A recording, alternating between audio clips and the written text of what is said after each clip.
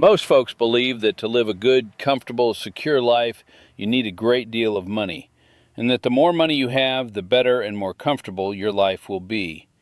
And my people quietly prove every single day that this simply isn't true. We live comfortable, secure, deeply contented lives on a tiny fraction of what most folks spend, and we want for nothing that truly matters. It isn't that we're doing without and suffering for it. It's that we've understood something about money and comfort and the good life that the modern world has entirely forgotten.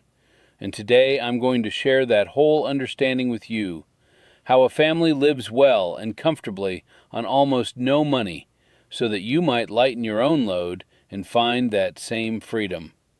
So let me get right into it. Let me give you the great secret at the very heart of it first, for everything else flows from this one understanding. The secret is that most of what makes a life truly good and comfortable and rich doesn't cost money at all. And most of what we spend our money on doesn't actually make us happy or comfortable in any lasting way. Think on that, for it's the whole thing. The modern world has taught us to believe that comfort and happiness are things you buy. More things, better things, newer things, endless spending in pursuit of a good life. But it's a lie, and a costly one. For all that spending doesn't deliver the happiness it promises, and folks work themselves ragged and bury themselves in debt, chasing a comfort that money was never going to give them. My people understood long ago that the truly good things in life, the things that actually make a life rich and warm and comfortable, are mostly free,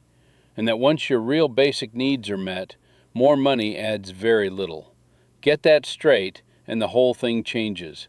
You stop chasing the expensive comfort that isn't real, and you turn instead to the real comfort that costs almost nothing. So let me show you how it works in practice. The first great way we live well on little is by producing much of what we need rather than buying it. This is the foundation. We grow our own food in the garden, keep our own animals, and put up our own harvest. So the grocery bill, one of a family's greatest costs, near vanishes. We make and mend and build and fix for ourselves, so we're not forever buying and paying for services. We cook everything from scratch, from simple ingredients, which costs a fraction of prepared and restaurant food. And every single thing a family produces for itself, instead of buying, is money it doesn't need to earn and spend. Most folks buy near everything, and so they need a great deal of money. We make and grow much of what we need, and so we need very little money. That's the great foundation of living well on little. Not going without, but providing for yourself so you needn't buy. The second way is by keeping our wants simple and few, by that deep contentment I've spoken of before. My people don't chase the endless wants that drive most folks' spending. We don't buy the newest thing, chase status, keep up with anyone, or let ourselves be forever wanting more. We're content with a simple, sufficient, plain life, and in that contentment, our needs are few and our spending is small. Now understand what this does. Most of what folks spend goes not to real needs, but to manufactured wants, to the endless chasing of more that the whole modern world is built to stir up in us. Cut off those manufactured wants at the root through genuine contentment, and your spending drops away to almost nothing, for you simply don't need or want most of what folks pour their money into. Contentment isn't just a spiritual good. It's the most powerful money saver there is, for the content person needs so little. The third way is by buying used, making do and making things last, wasting nothing. When we do need something, we look first to the used and the second hand, at a fraction of the cost of new. We make do with what we have. We repair rather than replace, and make good things last for years and generations. And we waste nothing, using everything fully, right down to the last, as I've shown you with the milk and so much else. All of this, the buying used, the making do, the repairing, the wasting of nothing, means a family gets by on remarkably little, stretching every dollar and everything far, far further than the modern way of buying new and throwing away ever could. It's a whole way of relating to possessions and money that squeezes abundance out of very little. The fourth way, and it's a great one, is by leaning on community rather than money. So much of what folks pay for, we get through the community instead, freely, through neighbors helping neighbors. When a big job needs doing, the community comes together and does it. No money changing hands. We share tools, share labor, share what we have. We help each other in hard times. And that web of mutual help means a family needs far less money because so many of its needs are met by the community's help and sharing rather than by paying. The modern world replaced community with money, paying strangers for everything that neighbors once did for each other freely. We kept the community, and so we need far less money. That mutual care is a form of wealth that doesn't show up in any bank account, but that provides abundantly all the same. And the fifth way, underneath all the rest, is by avoiding debt entirely, so that none of our small income is bled away in interest and payments. Because we spend so little and save what we can and buy with cash, we carry no debt, and so we owe nothing, pay no interest, and keep every bit of our small income for our own use. Most folks, by contrast, see a great part of their income devoured by debt and interest and payments before they ever get to use it, so they need far more just to stay afloat. Free of debt, a family needs far less to live well, for all of its small income is truly its own. So living debt-free isn't just about avoiding worry. It's a huge part of how a family lives comfortably on little, by keeping all of what it has rather than pouring it out to lenders. Let me make some of this concrete so you can see how it actually works out across a whole life, because it's in the everyday details that the savings truly add up. Take the food, a family's greatest recurring cost. When you grow much of your own, keep animals, put up your harvest, and cook everything from scratch, that enormous cost shrinks to almost nothing. Just the little you can't provide yourself. Take the entertainment, on which folks spend so freely. Our pleasures cost nothing. The visiting and the singing, the shared meals, the games, the time in nature, the good talk on a porch of an evening, the gatherings of the community. We don't pay for our fun, because the best fun was always free. Take the endless small spending on conveniences and gadgets and store-bought this and that, all the little purchases that bleed a modern budget dry, near all of it simply absent from our lives, because we don't want or need those things. Take the way we keep our homes and our few possessions for generations, cared for and mended and passed down, rather than forever buying and replacing. Piece by piece, in every part of life, the costs that devour a modern family's income are simply small or absent in ours, not through suffering, but through a whole different way of living. And it all adds up to a family that lives well and comfortably on a small fraction of what most spend. Let me give you a picture of it, an ordinary evening, so you feel what this life is actually like. For I don't want you imagining some grim, pinched, joyless doing without. Picture a warm home of an evening, the family gathered together, a good, simple supper on the table that came largely from the family's own land, made by loving hands. Picture the talk and the laughter around that table, the children, the good tiredness of honest work behind them. Picture, after supper, perhaps some singing, or reading aloud, or a game, or just good conversation, or the quiet of handwork by the lamp, or a walk out to see the evening come on over the fields. Picture neighbors dropping by, or a gathering of the community.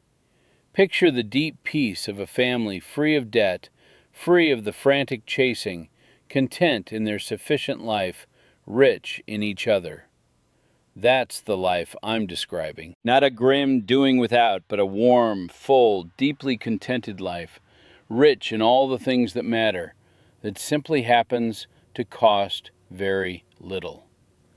That's the thing folks miss when they hear live on almost no money and imagine deprivation. It isn't deprivation at all. It's a richer, warmer, more contented life than a great deal of money usually buys, and it costs almost nothing, because its riches were never the kind you buy. Now let me speak plainly about why most folks spend so very much, because understanding it helps you step off that path. The modern world is, in a way, a great machine for separating folks from their money, and it works by keeping everyone always wanting more. From every side, all day long, folks are told they need this, they lack that, they'd be happier with the newer, bigger, better thing, that their life is incomplete without the next purchase. This constant pressure stirs up an endless dissatisfaction, an endless wanting that drives folks to spend and spend and spend, chasing a satisfaction that each purchase promises and none delivers. So they just buy the next thing, and the next. And to pay for all this endless wanting, folks work themselves ragged and bury themselves in debt, trading their time, their peace, their very lives for money to spend on things that were never going to make them happy. It's a treadmill, and a cruel one, and most folks are on it their whole lives, running and never arriving. My people simply stepped off that treadmill, or never got on it, by refusing the endless wanting, by being content, by living apart from the machine that stirs it all up. And stepping off that treadmill is the single most freeing thing a person can do. For the moment you stop chasing, you stop needing so much. And the moment you stop needing so much, you're free. You can begin to step off it too, once you see it clearly for what it is. And let me say something about time, for it's the hidden cost that folks never reckon. Every dollar you spend is really a piece of your life, the time and labor it took to earn it. So all that spending on things that don't satisfy isn't just costing money, it's costing life. The precious hours traded away to earn it. When my people spend little, we're really keeping our time, our lives, for the things that matter, for family and community and rest and meaningful work, rather than trading it all away to earn money for things that don't matter. That's a great part of the real wealth of this way of living. We're time rich, life rich, because we're not forever selling our hours to buy things we don't need. The modern person with much money is often desperately poor in time, having sold it all for the money, while my people, poor in money, are rich in time and life. And in the end, time and life are the truer wealth, for money can always be earned again, but the hours of your life, once traded away, never come back. That reckoning of what our spending truly costs us in life and time is one of the most important a person can make. Now let me be the honest neighbor with you for a moment, because I want to be fair and true about all this and not paint a false picture. I'm not saying anyone can snap their fingers and live on almost nothing, nor that everyone's situation is the same. Much of how my people live rests on things not everyone has. Land to grow food on, a whole community living the same way, skills built over a lifetime, a way of life shaped over generations. Someone living alone in a city apartment can't simply do all of this overnight, and I'd never pretend otherwise. And I know many folks face real hardship, low wages, high costs, hard circumstances that no amount of thrift fully fixes, and I'd never make light of that. So take this not as a claim that anyone can live on nothing tomorrow, but as a whole different way of thinking about money and comfort and the good life, whose principles you can begin to apply in your own way, in your own circumstances, to whatever degree you're able. Even a little movement in this direction brings real freedom. And I'm no financial advisor, so take all this as the old life wisdom it is and apply what fits your own life. With that said, honestly, let me tell you the deepest truth of all in this. The thing that makes it not just possible, but genuinely good. For this is the real heart of the matter. When you strip away all the expensive things folks chase, and you look at what actually makes a life rich and warm and comfortable and happy, you find that almost none of it costs money. The love of your family, the warmth of a home full of people who care for each other, good work done with your own hands, and the deep satisfaction of it, time in nature, the beauty of the earth and the sky and the seasons, all free, the bonds of a real community, of neighbors and friends who know you and help you, a faith and a purpose that give life meaning, simple pleasures, a good meal, a quiet evening, a shared song, a walk in the fields, honest rest after honest work. These are the things that truly make a life rich, and every one of them is free, or near enough. My people are rich in exactly these things, in family, community, meaningful work, nature, faith, and simple contentment. And so we live lives that are genuinely rich and comfortable and happy, though we have almost no money, because we're wealthy in all the things that actually matter and that money can't buy anyway. And here's the great irony of it, the thing worth sitting with. So many folks with a great deal of money are poor in exactly these real riches.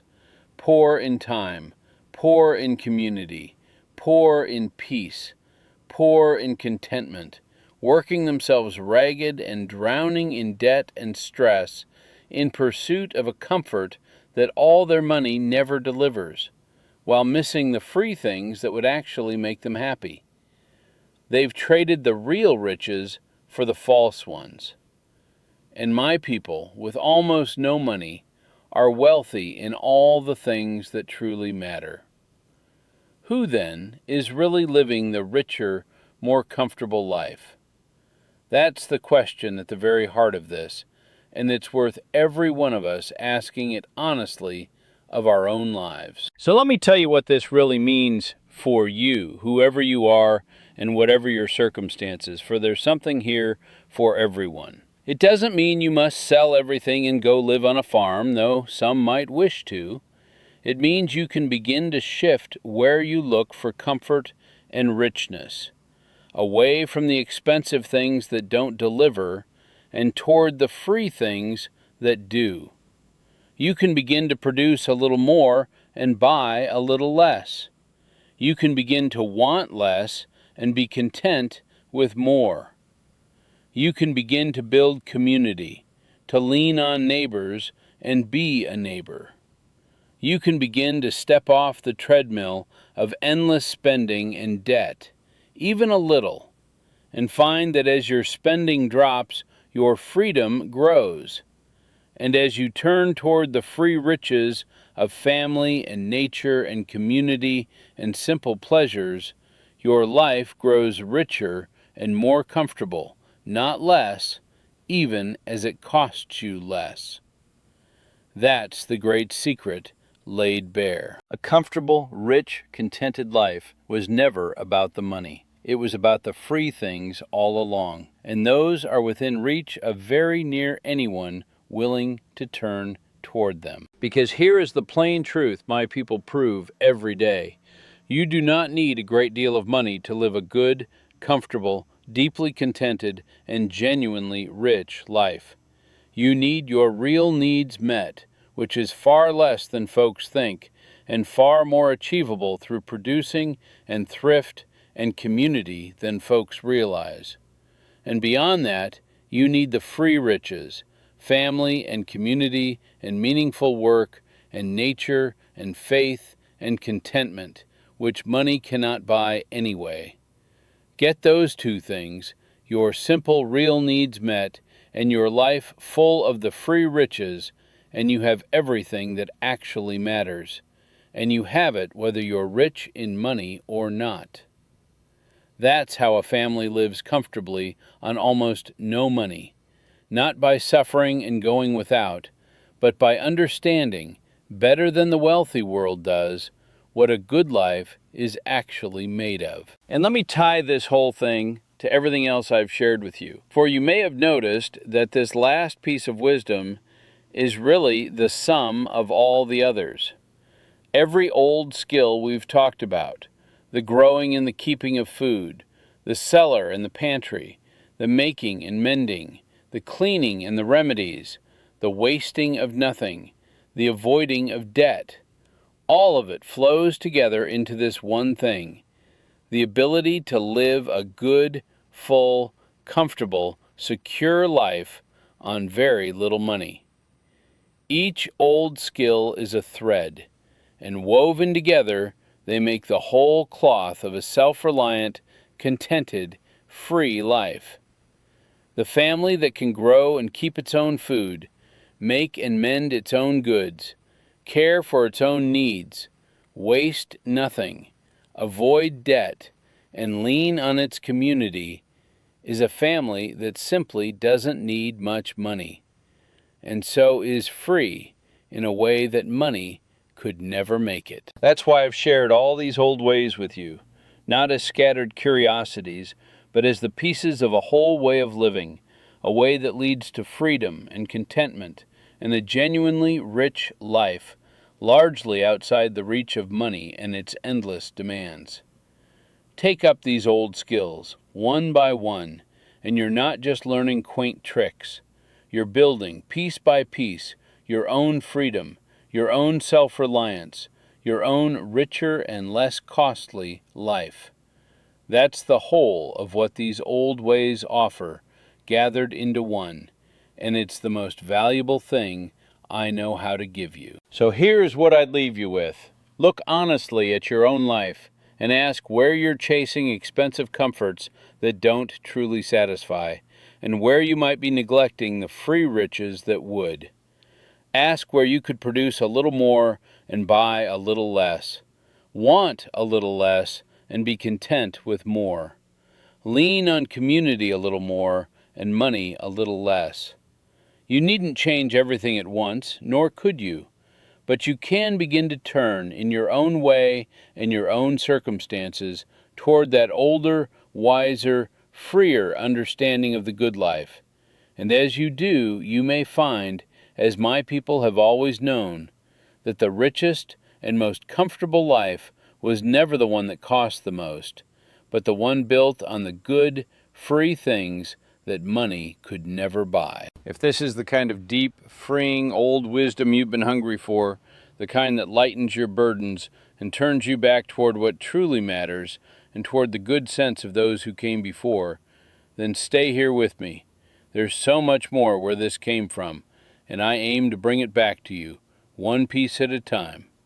Subscribe, and we'll keep remembering the old ways together. Because some of the most precious things we ever knew are the simple ones we let ourselves forget. And the great truth that the good life was never about the money is surely the most freeing of them all.